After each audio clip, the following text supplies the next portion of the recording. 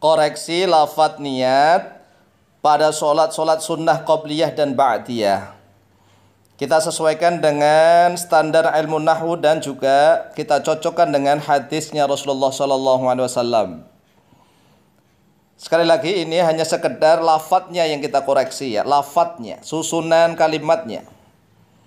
Adapun mahallun niyati, tempatnya niat itu al-qalbu, yaitu hati. Sehingga yang dilihat itu hatinya. Jadi yang paling utama niat itu adalah hatinya, gerak hatinya, kerentek hatinya. Adapun masalah at-talaffudzu bin niyati, talaffudz itu melesankan, melafadzkan. Niat bil lisan dengan lisan, mustahabun yaitu sunnah. Indal jumhuri menurut mayoritas ulama. Sehingga kalau seandainya lisannya salah mengucapkan tetapi hatinya benar niat sholat, maka yang dinilai hatinya.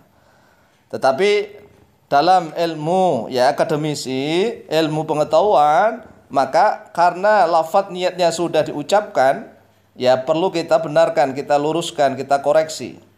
Dan apa yang kita lakukan, kita koreksi seperti ini juga bisa dikoreksi oleh orang lain. Jadi koreksi atas koreksi begitu. Itulah adalah hasanah ilmu pengetahuan. Adapun beberapa lafadz niat sholat qobliyah dan ba'diyah, ini kita dapati ada sekitar 7 perbedaan. 7 lafadz niat berbeda ini kita dapat dari mana? Dari para santri kita sendiri. Yaitu para santri kita ISMA. ISMA itu Ikatan Santri Metode Al-Mu'allim. Anggota ISMA, para santri ISMA, Ikatan Santri Metode Al-Mu'allim itu dari berbagai macam daerah.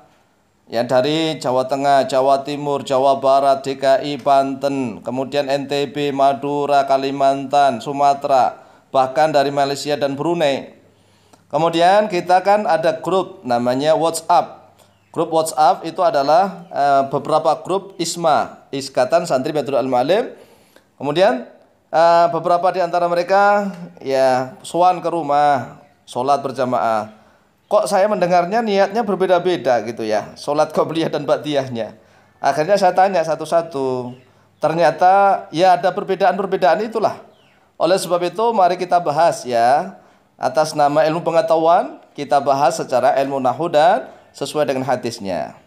Pertama, yang perlu kita ingat as-sholatu al-qobliyatu wal-ba'diyatu. As-sholatu, lafadz sholat itu adalah mu'annas ya. As-sholatu diakhiri oleh tak marbutoh.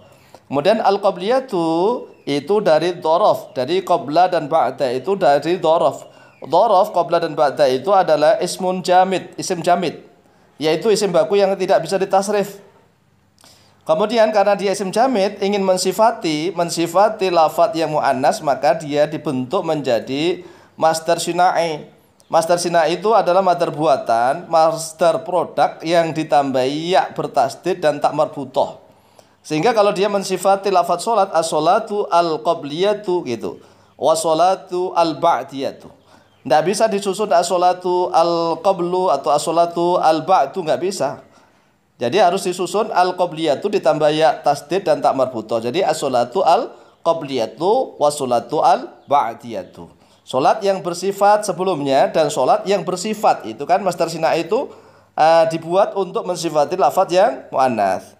Sedangkan kalau untuk mensifati yang mudzakkar kan tinggal nambah ya nisbat saja. Ya. Tinggal menambah ya nisbat. Oleh sebab itu dari 7 bentuk yang berbeda itu kita urai satu-satu coba ya. Kita terangkan satu-satu. Yang pertama, niat sholatnya seperti ini. Usolli sunnatad duhri rak'ataini qabliyatan lillahi ta'ala, Allahu Akbar. Kita koreksi coba. Usolli di situ adalah fi'lun wa fa'ilun. Usolli fi'lun mudhari'un ya, fi'il mudhari'. Kemudian ada fa'ilnya, ada dhamirun mustatarun fihi wujuban takdiru ana, saya. Makanya artinya usolli niat oleh sholat oleh saya.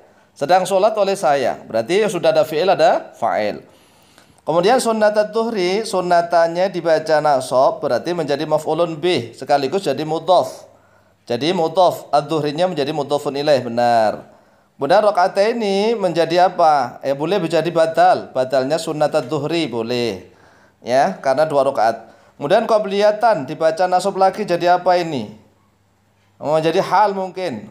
Ini yang agak muskil ini ya. Qobliyatan lillahi ta'ala ini agak muskilah. Ini muskilah yang pertama. Karena dia adalah masdar sinai. Kalau ingin menjadi hal, ya para ulama ada yang bolehkan dul halnya, berarti ya sunat ad-duhri itu sendiri dul halnya. Tetapi ini enggak sesuai dengan apa namanya hadisnya Rasulullah ya.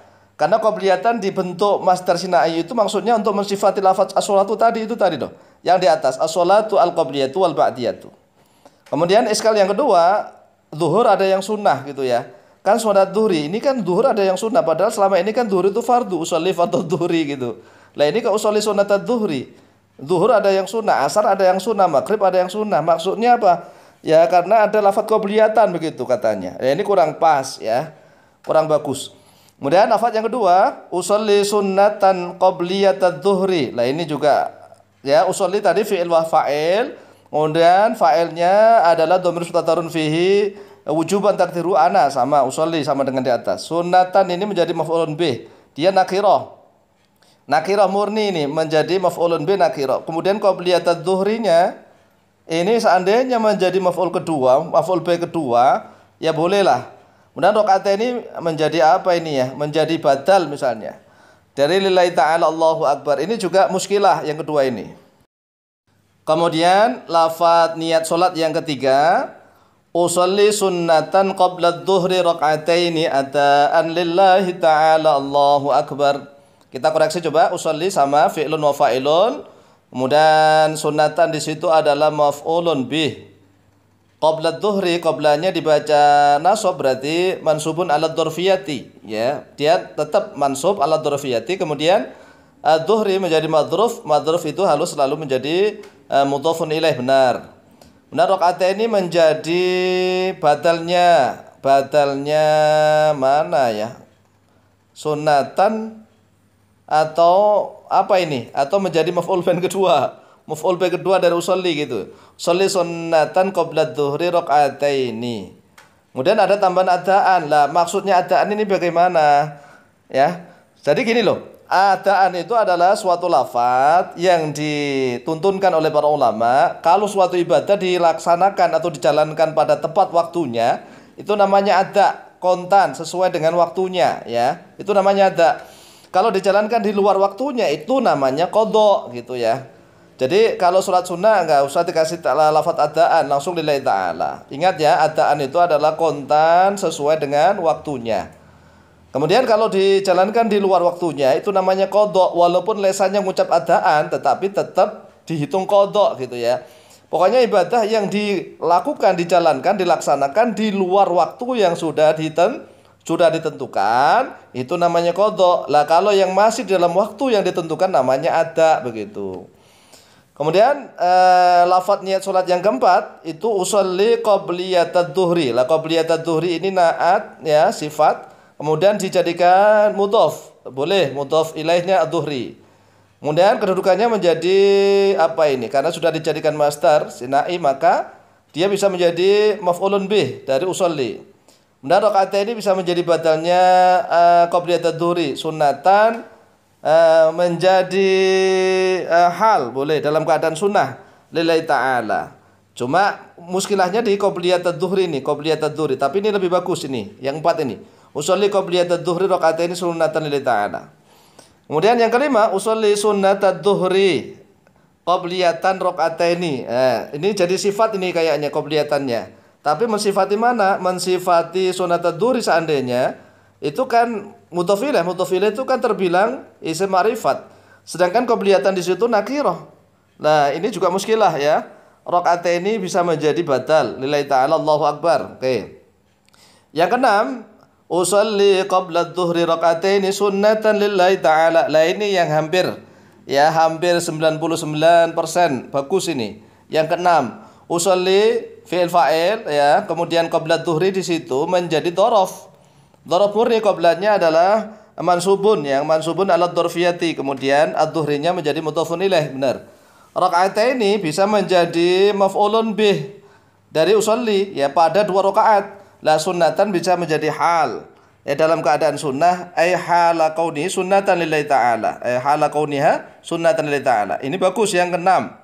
Yang keenam ini yang dipakailah, atau yang paling bagus di sini adalah yang ketujuh, yang paling bagus. yaitu usolli rakaataini qabla dzuhri sunnatan lillahi ta'ala. Ini yang paling bagus di antara susunan kalimah nomor 1, 2, 3, 4, 5, ya 6. Yang ketujuh ini yang paling bagus. Usolli, karena sesuai dengan redaksi hadisnya ini, yang ketujuh ini. Usolli rakaataini qabla dzuhri sunnatan lillahi ta'ala. Usolli, salat oleh saya rakaataini pada maf'ulun bih nih, pada 2 rakaat qabla dzuhri di dalam sebelum zuhur. La dzarafnya kan mengandung makna fi, berarti di dalam waktu sebelum zuhur lah, dia mansubun ala dzurfiyati. Adzuhrinya menjadi mudhofun ilaih. Sunnatannya bisa menjadi hal, kemudian lillahi ta'ala. Allahu akbar. Dari beberapa bentuk lafadz niat sholat qobliyah ba'diyah itu kami memilih yang ketujuh, yaitu usolli rakaataini qabla dzuhri sunnatan lillahi ta'ala.